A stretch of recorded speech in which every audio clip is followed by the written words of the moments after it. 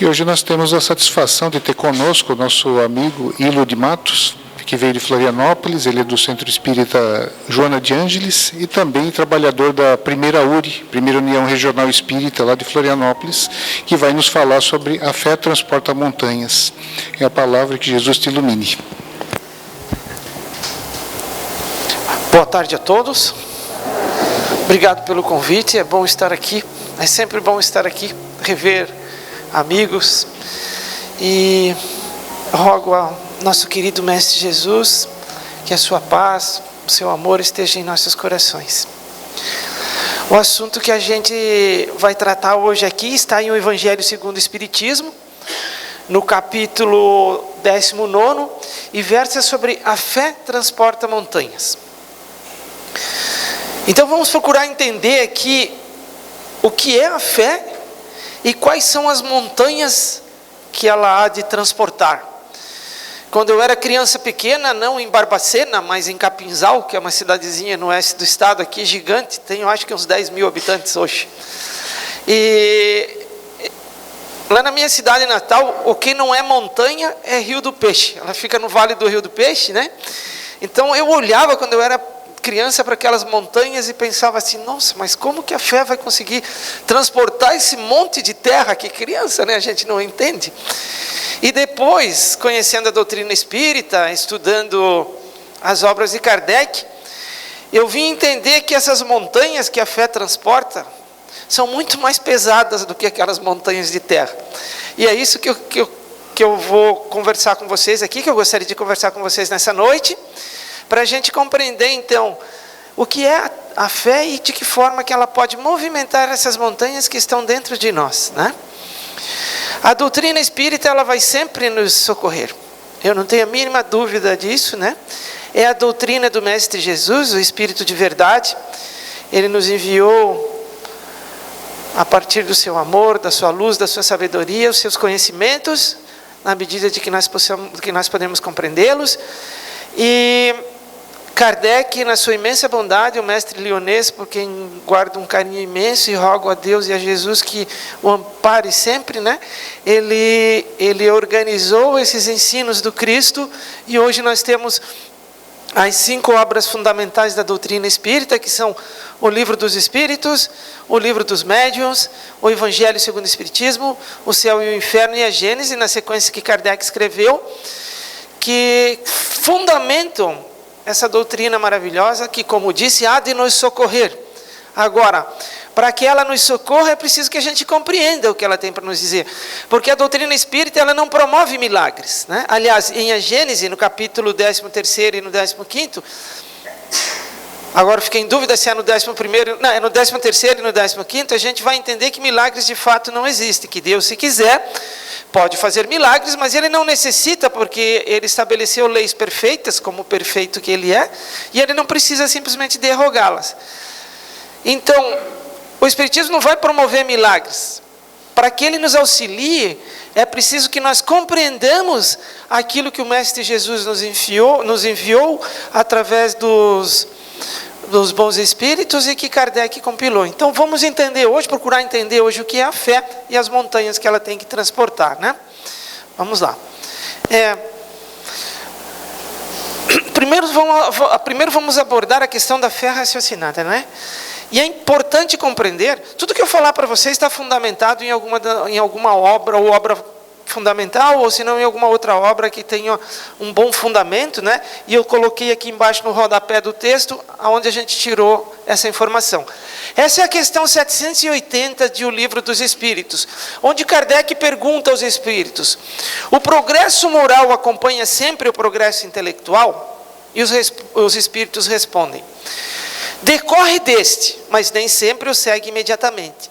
Significa que primeiro a gente aprende e depois a gente pratica. Então não tem como eu sair a praticar algo que eu não compreendo ainda, né? Então, claramente os espíritos nos dizem aqui que a gente precisa compreender as coisas do Cristo para então sairmos a praticá-las. E não é diferente com a fé, com o assunto que a gente está abordando hoje. Como pode o progresso intelectual engendrar o progresso moral? Fazendo compreensíveis o bem e o mal. O homem, desde então, pode escolher. O desenvolvimento do livre-arbítrio acompanha o da inteligência e aumenta a responsabilidade dos atos. É um convite para que a gente aprenda, para que a gente faça boas escolhas e para que a gente viva mais feliz. Porque nós somos responsáveis pelos nossos atos e nós vamos colher aquilo que plantamos. E o que isso tem a ver com a fé? Com o assunto de hoje. Tem a ver que para nós termos a fé verdadeira, aquela que vai nos fortalecer no caminho, aquela que vai nos conectar com Deus, nós precisamos compreender o que é a fé, né? Por isso que eu coloquei esse item aqui no comecinho, né? E daí, no livro Pensamento e Vida de Emmanuel, entretanto, como exprimir a fé? Indaga-se muitas vezes. A fé não encontra definição no vocabulário vulgar. É difícil a gente achar um texto, fé é isso aqui, dá uma lida nesse texto aqui, pronto, entendeu o que é fé. Não, a fé precisa ser vivida, ela precisa ser sentida, ela precisa ser compreendida. Mas ela é bastante abstrata e a gente não vai encontrar uma fórmula matemática que defina como proceder para que tenhamos fé. Então, na nossa abordagem de hoje aqui, vamos procurar, de acordo com a compreensão de cada um de nós, entender o que é fé para nós, né? Aí vem o texto do Evangelho, propriamente no capítulo que a gente está abordando aqui, que é o 19º, dizer que, noutra acepção, entende-se como fé a confiança que se tem na realização de uma coisa, a certeza de atingir determinado fim. Se eu tenho confiança, se eu tenho certeza absoluta que eu vou conseguir fazer alguma coisa, dentro do que permitem as leis divinas, eu certamente vou conseguir. Veja bem, dentro do que permitem as leis divinas, eu vou conseguir. Ela dá uma espécie de lucidez que permite se veja em pensamento a meta que se quer alcançar e os meios de chegar lá. Essa fé, essa vontade de conseguir fazer as coisas, vai me dar uma visão do que eu posso fazer. Eu vou enxergar lá na frente onde eu posso chegar. De sorte que aquele que a possui caminha, por assim dizer, com absoluta segurança. Num como no outro caso, mas assim, caminha, por assim dizer, com absoluta segurança. Se eu vou entrar num empreendimento qualquer e eu não tenho certeza que eu vou conseguir chegar no objetivo que eu tracei para mim, convenhamos que nem adianta começar, né? Eu não acredito que eu vou conseguir chegar até o fim da sala, né? Melhor nem começar a caminhar, porque já estabeleceu condições para que seja um sofrimento imenso chegar até o fim da sala, nesse meu exemplo bobo aqui, né? Agora, se eu digo, não, eu vou, com as minhas pernas eu vou conseguir chegar até lá no fim da sala, eu já desenhei o meu caminho. E nos dias de hoje, especialmente, né, em que se vive tantas dificuldades causadas por nós mesmos, né? Não falo aqui de dificuldades materiais, mas dificuldades morais, que são certamente causadas por nós mesmos. Se nós não temos a fé absoluta, a compreensão de que é possível mudar o mundo no qual nós vivemos, vai ser difícil a gente poder construir o planeta de regeneração que a gente tanto aspira, né? Que a gente deseja que seja, né? Que essa terra seja melhor. Então eu preciso ter fé, nós podemos mudar sim, e vamos conseguir. É isso que está escrito lá em o Evangelho. Agora, no sentido próprio, é certo que a confiança nas suas próprias forças torna o homem capaz de executar coisas materiais que não consegue fazer quem duvida de si.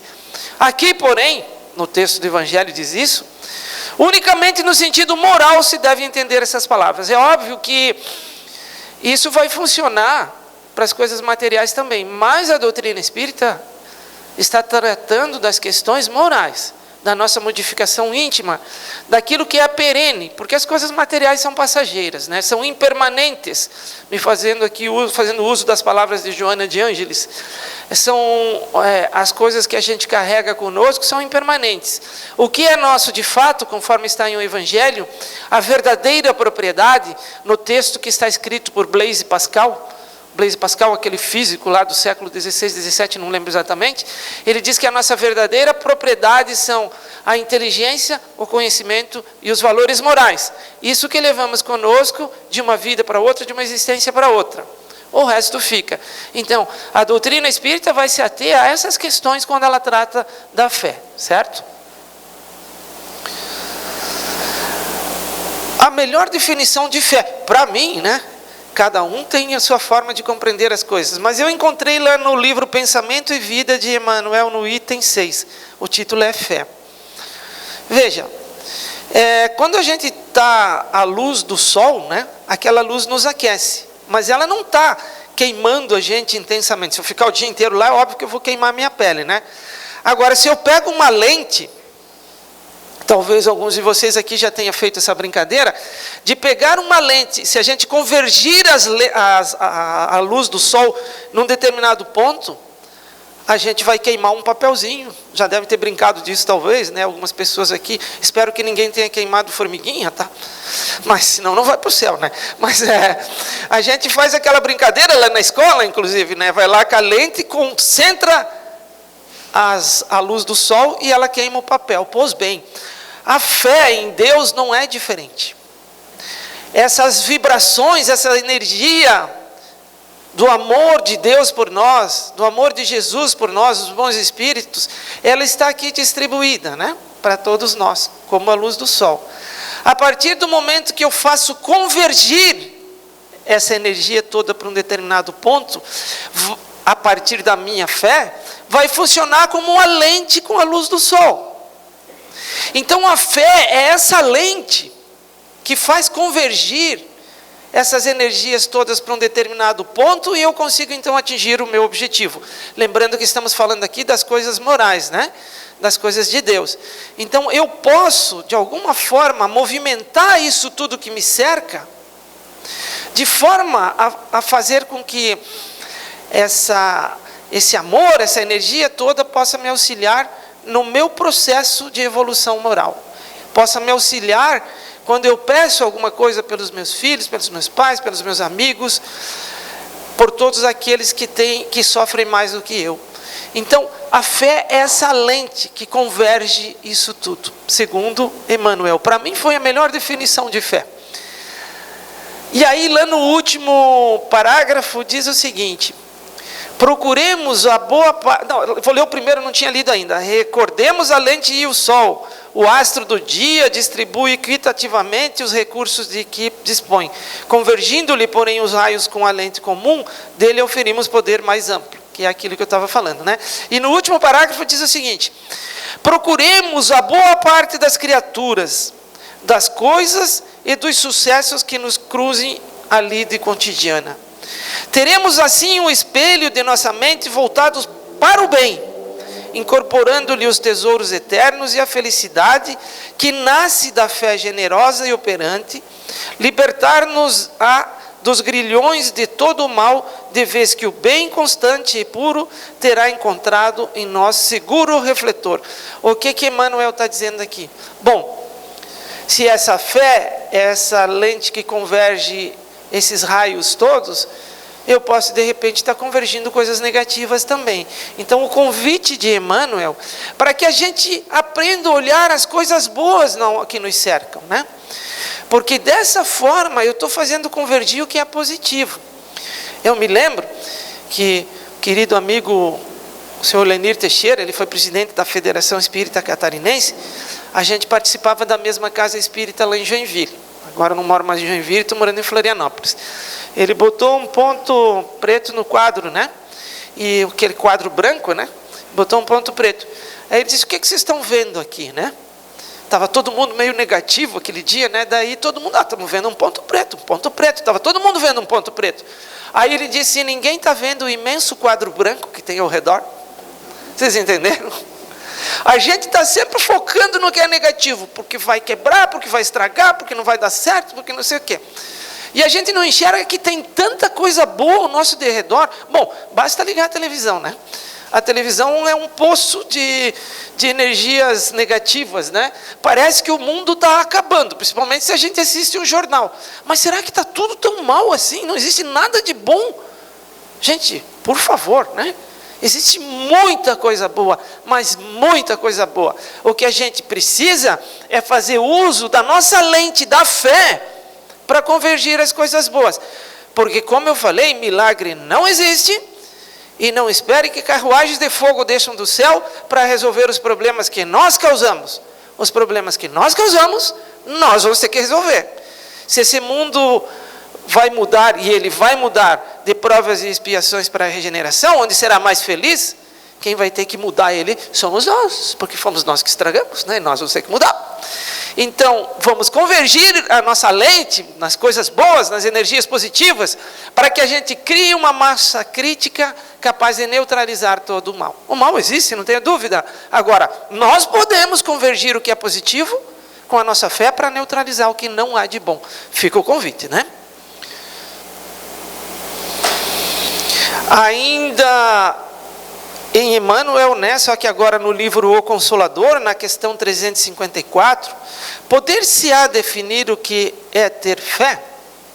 Ter fé é guardar no coração a luminosa certeza em Deus, certeza que ultrapassou o âmbito da crença religiosa, fazendo o coração repousar numa energia constante de realização divina da personalidade. Vou contar uma historinha para vocês aqui. O Vivente, e Vivente é para homenagear se tem algum gaúcho aqui presente, né? O Vivente tinha um barco lá, né? E ele ia sair para pescar, mas era um daqueles barcos grandes que saem 100, 200, 300 quilômetros da costa para pescar. Aí, como era férias escolares, ele tinha lá um menino, um filho, um piá, né? De 12 anos. Eles vão levar meu piá junto para a gente ir pescar. Aí saíram para pescar. Lá, 200 quilômetros da costa, uma tempestade terrível, ondas de 5, 10 metros de altura. O barco era grande, mas os marinheiros, 20, 30, 40 marinheiros, eles estavam com medo, os marinheiros, né? Mas eles acreditavam na capacidade do capitão do navio, que era o dono do barco, que era o pai do piá, né? Eles estavam com medo, mas acreditavam na capacidade do capitão do navio. Aí o capitão disse, chamou o imediato dele e disse, vai lá na minha cabine, dá uma olhada no meu menino lá, porque o negócio está feio aqui, né? Essas ondas gigantes. Aí o imediato foi lá, quando ele abriu a cabine do capitão, o barco era jogado por um lado pelas ondas, o guri rolava, todo feliz, que nem se estivesse na montanha russa. Jogava para o outro lado, todo feliz. Aí o imediato perguntou, você não está com medo? Ele disse, não, meu pai é o capitão do navio. Vocês perceberam a diferença entre acreditar e ter convicção? Os marinheiros acreditavam e estavam com medo. Mas o guri tinha convicção. O meu pai é o capitão do navio. Gente, quem é o capitão desse navio chamado planeta Terra? Vocês sabem me dizer? Jesus Cristo. Será que nós temos convicção no capitão do navio? O navio está passando por tempestades, né? Vira e mexe. A gente não tem, a gente acredita no capitão do navio, mas a gente não tem convicção. Porque se a gente tivesse convicção em Jesus, de fato, a gente não estava com medo. Não se preocupa, não tem nada fora de ordem. As leis de Deus são perfeitas, gente, são perfeitas, porque Deus é perfeito e não haveria de fazer coisa que não fosse perfeita. Então as leis de Deus são perfeitas. Se nós estamos passando nesse momento por dificuldade, é porque nós precisamos dessa dificuldade, porque nós plantamos e precisamos dessa dificuldade para a nossa evolução. Então, gente, fé no capitão do navio, que é Jesus Cristo. Ele não vai deixar esse barco afundar, ninguém precisa se preocupar, né? Eu não estou falando dos outros, estou falando para mim mesmo, porque muitas vezes a gente vacila na fé, né? Conseguir a fé é alcançar a possibilidade de não mais dizer eu creio, mas afirmar eu sei. Eu sei que é Jesus que está no leme do navio, eu sei que as leis de Deus são perfeitas e está tudo certo. Ok? Vamos em frente. Fé raciocinada. Então a gente estava falando do que era fé, agora vamos falar da fé raciocinada. E daí tem um texto da Joana de Ângeles, no livro Jesus e o Evangelho à Luz da Psicologia Profunda. Fantástico esse livro. Ela tira trechos do Evangelho e explica eles à luz da psicologia espiritual, né? Adoro Joana de Ângeles. A fé expressa-se mediante a confiança que o espírito adquire em torno de algo. Aquilo que a gente estava falando, né? Apresenta-se natural e adquirida. Ou seja, fé cega e fé raciocinada. No primeiro caso, a fé natural, é espontânea, simples, destituída de reflexão ou de exigência racional. Destituída de reflexão e exigência racional. Característica normal do ser humano. A maioria dos seres humanos não raciocina muito. Por que tu tem fé? Eu tenho fé porque eu tenho fé. Por isso eu falei no começo que a doutrina espírita nos convida para entender o que é fé, para que ela seja raciocinada. E qual é o problema dessa fé que não é raciocinada? Eu vou lá e peço alguma coisa para Deus, né? Porque a gente é craque em pedir, né? Eu vou lá e peço alguma coisa para Deus, mas eu não compreendo as leis divinas, porque eu não estudei, minha fé não é raciocinada, minha fé é natural. E aí aquilo que eu pedi não acontece, porque não era possível perante as leis perfeitas de Deus acontecer. O que a gente vai fazer com essa fé que não é raciocinada, fé natural? Ah, Deus não gosta de mim, eu não quero mais nem saber de Deus, porque Ele não resolveu o meu problema. E lá se foi a nossa crença, porque não era convicção, era crença, porque se fosse convicção não teria acontecido isso. E para ter convicção, a minha fé precisa ser raciocinada. Então eu vou lá e peço a cura de determinada doença, para mim ou para alguém que está próximo de mim. Mas a gente sabe, perante o estudo das leis divinas, Código Penal da Vida Futura, que está no livro O Céu e o Inferno, que faz parte do Pentateuco Kardecianos. Aliás, Pentateuco Kardecianos é o ilustre desconhecido dos espíritas, né? É o que fundamenta a doutrina espírita e a maioria de nós não leu. Então está lá no Código Penal da Vida Futura, o livro O Céu e o Inferno, capítulo 7 especificamente, que nós somos responsáveis pelos nossos atos, que Deus nos oferece 1000 oportunidades de resgatarmos as nossas faltas através do trabalho, mas a gente insiste em viver num mundo de ilusão. E vem a professora, eu já falei aqui em outra oportunidade o nome dela, né? A professora, o nome dela tem 3 letras, começa com D, tem um O no meio e termina com R, né? A dor vem nos demover da ilusão na qual nós vivemos. Então, muitas vezes a dor que eu estou vivendo, muitas vezes não, sempre a dor que eu estou vivendo é uma condição para que eu me cure. A doença é o caminho da cura. Só que aí eu vou lá e peço um milagre, para que Deus, porque eu sou um bonitão, um querido, né? Eu quero que Deus estale o dedo, a varinha mágica e vai lá e tire o problema da minha vida. Não é assim que funciona. Se a minha fé é raciocinada, eu vou compreender que Deus me deu uma centena de oportunidades de eu resgatar as minhas faltas através do trabalho, mas eu ignorei essas oportunidades todas, e como Deus é extremamente bondoso e Ele quer que eu evolua, Ele quer que eu chegue na condição de espírito crístico e feliz, Ele vai colocar no meu caminho a dor para que eu saia desse mundo de ilusão no qual eu vivo, que é a característica de um planeta de provas e expiações que nós vivemos hoje. Quando chegarmos em mundos mais evoluídos, isso não existirá mais na intensidade que nós vivemos hoje. Mas hoje é necessário. Aí eu vou lá e peço para tirar aquela doença, que na verdade é a cura.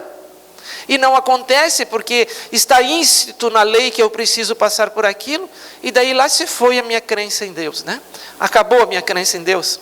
Porque eu não raciocinei a minha fé.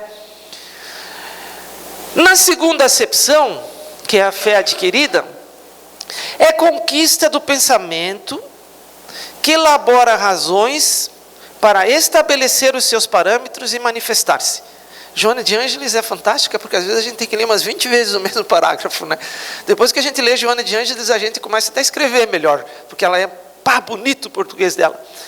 Então, no segundo acepção, é conquista do pensamento que elabora razões para estabelecer os seus parâmetros e manifestar-se. Robustece-se com a experiência dos fatos, tornando-se base dos comportamentos lógicos e das realizações significativas do pensamento e da experiência humana. O que Joana de Ângeles está dizendo aqui? No segundo caso, na fé raciocinada, eu não acredito em qualquer coisa.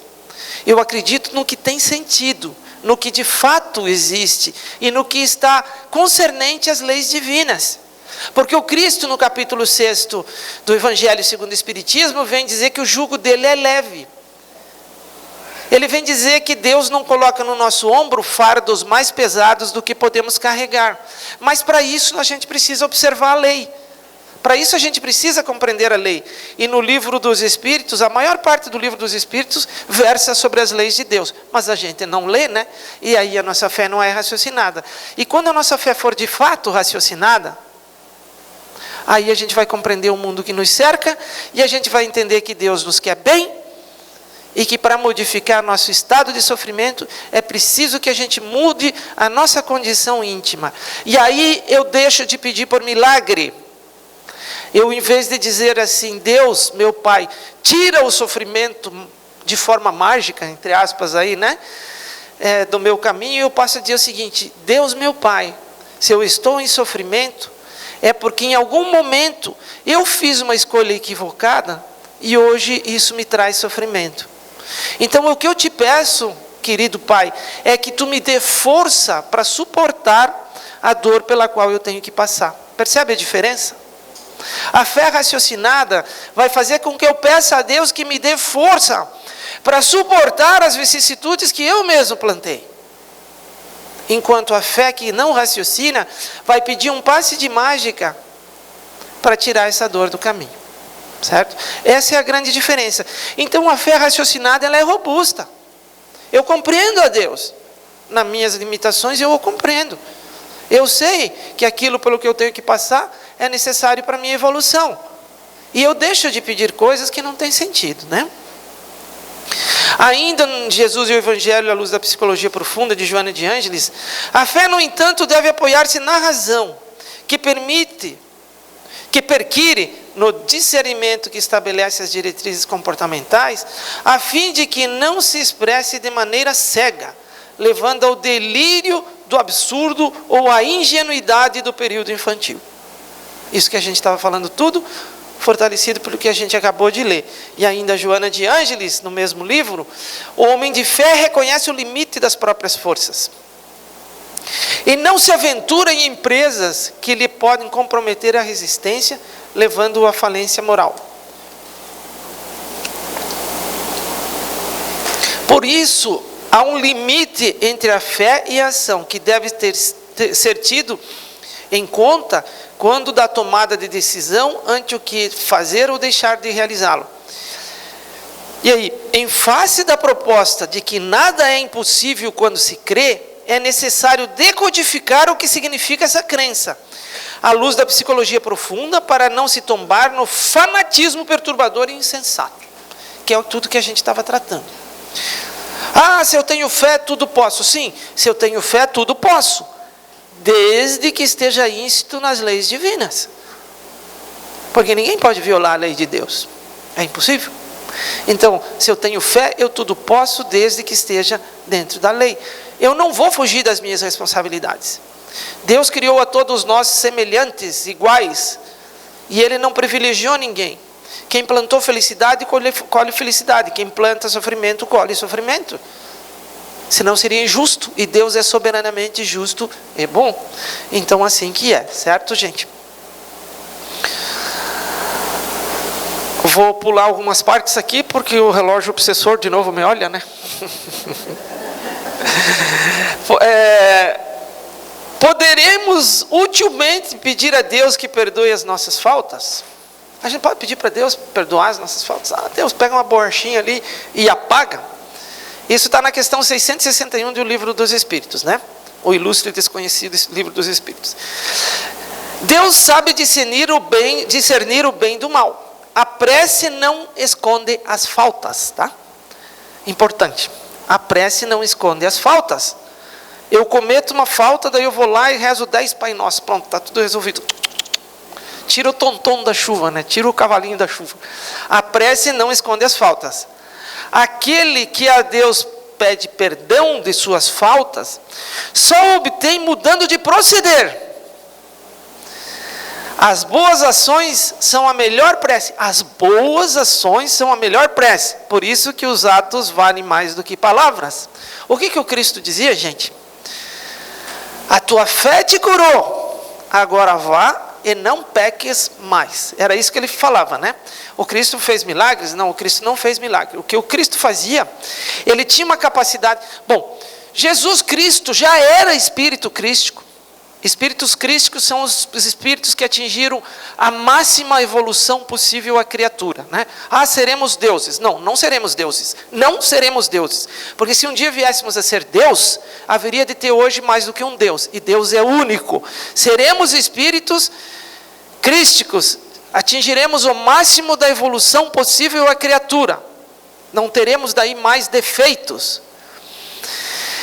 Esses espíritos crísticos são os únicos que conseguem compreender a Deus na sua plenitude. E são eles que executam as vontades diretas de Deus. E construir planetas, como esse planeta Terra, é obra de espíritos crísticos. E Jesus Cristo é um dos construtores deste planeta. E este planeta tem 4,5 bilhões de anos. Então, gente, Jesus Cristo já era um espírito puro há 4,5 bilhões de anos. Que espírito é esse? É o capitão do navio, né? Então, gente, a gente tem que compreender o que o Cristo veio dizer para nós. Quando o Cristo dizia, vai, não peques mais, talvez hoje, com a nossa compreensão um pouco mais clara de medicina, de psicologia, talvez, e olha só a minha pretensão de dizer que o Cristo falaria isso, né? Mas talvez o Cristo dissesse o seguinte, olha só, gente, o teu nervo óptico estava rompido, por isso tu estás cego.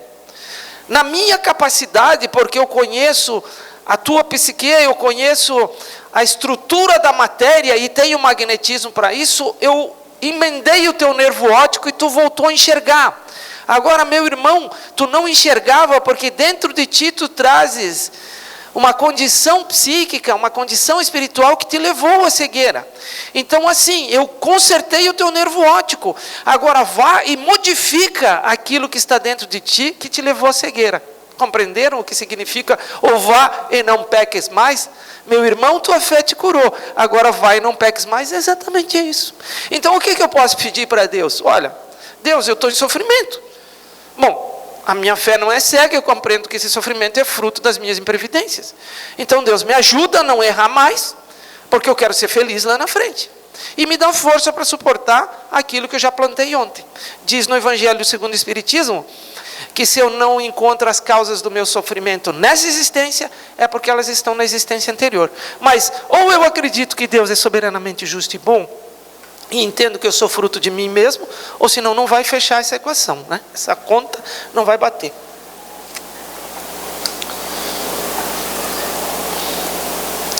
Então, aí Kardec pergunta para os espíritos lá que explicam para ele, será que Deus pode fazer milagres? Vou interpretar o que está ali, né? Isso está em A Gênese, no capítulo 13º, item 15. Deus pode fazer milagre? Claro que pode, né, gente? Ele é Deus, ele pode fazer o que ele quiser. Agora, ele vai fazer milagre? Ele precisa fazer milagre para provar o seu poder e a sua capacidade? Não. Ele construiu leis perfeitas que fazem com que ele não precise fazer milagres. Então, o que Kardec escreve assim, sendo como são perfeitas as suas leis, as leis de Deus, não lhe é necessário derrogá-las. Se há fatos que não compreendemos, é que ainda nos faltam os conhecimentos necessários. Tudo isso para a gente explicar o seguinte, que a fé precisa ser raciocinada. Senão a gente vai cair nessa condição de pedir milagre, não vai acontecer e a gente vai deixar de acreditar em Deus. E é relativamente comum isso acontecer, viu, gente? Então temos que tomar cuidado com isso, e o convite da doutrina espírita para que nós compreendamos quem somos, a fim de não cairmos nessa armadilha, certo? E o que são as montanhas? Sobrou 5 minutos ali para mim explicar o que são as montanhas, né? Que não são aquelas lá de Capinzal, né? Pois bem, eu falei que as montanhas são aquelas mazelas que a gente carrega dentro de nós, né? Quando a gente adentra o reino nominal, brota em nós a razão vai se desenvolvendo, a razão que nós temos, a nossa capacidade de raciocinar que nos difere dos animais, ela cresce à medida que cresce a nossa bagagem, que é inteligência, conhecimentos e valores morais. Isso nos leva à condição de fazer escolha, que é o nosso livre-arbítrio. Só que o nosso livre-arbítrio, as escolhas que nós fazemos, nos leva para outro capítulo da lei, que é ação e reação, que nos leva para a reencarnação. Todas as escolhas que eu faço vão plantar algo dentro de mim. E esse algo que fica plantado dentro de mim pode ser bom ou pode ser ruim, pode ser difícil, né? O que é difícil são as montanhas que eu tenho que mover, gente. Então as minhas mazelas, aquilo que eu plantei de errado, o meu egoísmo, o meu orgulho, a vingança, a sensualidade, essas coisas todas que eu carrego dentro de mim, que preciso, os meus vícios e as minhas paixões, são as montanhas que eu preciso movimentar. Mas veja que elas são frutos de mim mesmo. Eu coloquei essas montanhas aqui dentro a partir das minhas escolhas equivocadas. Por isso que eu falei no começo que elas são mais pesadas do que as montanhas de terra lá de Capinzal. Porque é difícil a gente romper com um hábito, às vezes arraigado dentro da gente, né? Quem aqui é vingativo, levanta a mão. Então o que acontece? Ninguém é vingativo, né? Porque nós somos justos, vingativo não, justos. Aí a gente está vendo lá a novela das 8, que passa às 9h30, né? Começa por aí já, né? Aí está lá a mocinha apanhando, né? E a gente torce que é para a polícia chegar e dar uma surra no mocinho, né? Porque isso é justiça, né? Não, gente, isso é vingança. E é uma montanha que vai ter que ser movida. E a gente jura de pé junto que isso é justiça. Porque nós somos justiceiros, nós somos desse jeito. Gente, o que o Cristo ensinou? A mostrar outra face. Quando Pedro sacou da espada e cortou a orelha do soldado, o que o Cristo disse para ele? Pedro, embainha tua espada. O Cristo sabia que estava indo para a cruz, gente. Sabia que aquilo era injusto, no caso dele sim. Mas que era necessário perante as leis divinas para que nós nos modificássemos. E ele mandou Pedro guardar a espada e consertou a orelha do soldado. Mas nós não, né? Nós não. Nós somos justiceiros, né? Então, o que há? Nós somos vingativos. E essa é uma montanha enorme que está dentro da gente, que a gente precisa começar a mudar, né? Porque a culpa é sempre do outro, né? Ah, eu estou mal lá no trabalho porque me puxam o tapete. Quantos tapetes terei eu puxado, né? Ah, eu estou lá em casa, eu sou triste porque a minha esposa não gosta de mim. Terei eu não gostado dela em quantas existências anteriores? Então assim vai, compreende? E essas montanhas são difíceis, porque a gente está arraigado naquele pieguismo, naquela coisa. Não, gente, eu preciso entender, eu sou responsável por essas montanhas, isso é que vou ter que remover elas. Por isso que elas são mais pesadas que as montanhas de Capinzal, porque são hábitos que nós temos, né? E daí, para encerrar, eu vou lá na questão 911 de O Livro dos Espíritos, quando Kardec, será que não tem desses, olha só, gente, será que não tem desses, tem vícios desses que não dá para a gente mudar, né? Que são muito difíceis, né? Que a gente não vai conseguir mudar, que é impossível para a gente mudar. Será que tem? Então tá, Kardec pergunta aos espíritos: não haverá paixões tão vivas e irresistíveis que a vontade seja impotente para dominá-las? Vou mudar essa questão. Espíritos, não tem montanhas tão pesadas dentro de mim que a fé é incapaz de movê-las? Aí os espíritos respondem para Kardec, como diz lá em Florianópolis, bambu nas costas. Há muitas pessoas que dizem, quero, mas a vontade só lhe está nos lábios. Querem, porém, muito satisfeitas ficam que não seja como querem. Quando o homem crê que não pode vencer as suas paixões, é que seu espírito se compraz em consequência da sua inferioridade. Ah, eu não consigo mudar isso dentro de mim. Claro que não, eu gosto. Eu gosto muito, né? Então, assim, essas montanhas que estão dentro de nós, e essas montanhas só se manifestam na medida em que eu tenho capacidade de movimentá-las, porque acreditem em mim, existem montanhas tão pesadas dentro da gente, que nesse momento a nossa fé realmente não é capaz de mover. Mas aquelas que se manifestam hoje, porque Deus não coloca fardos mais pesados do que os meus ombros podem carregar, eu posso mover. É que eu não quero mover. Essa é a grande questão. Então, a fé que precisa transportar essas montanhas, ela tem que ser raciocinada, ela tem que estar fundamentada. Todas as religiões são boas, mas eu não conheço uma tão clara quanto a doutrina espírita nesse aspecto, que vão me mostrar o que é essa fé que precisa ser raciocinada, para que então eu desenvolva essa fé poderosa o suficiente para movimentar essas montanhas aqui. As paixões tão vivas e irresistíveis. Fica o convite. Bem na tampa ali do relógio obsessor. Falta 15 para as 7.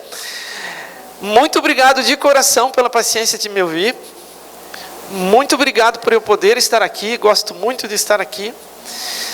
Que Jesus, nosso querido Mestre, esteja conosco. Que a sua luz, o seu amor, nos dê a força de movimentarmos as nossas montanhas.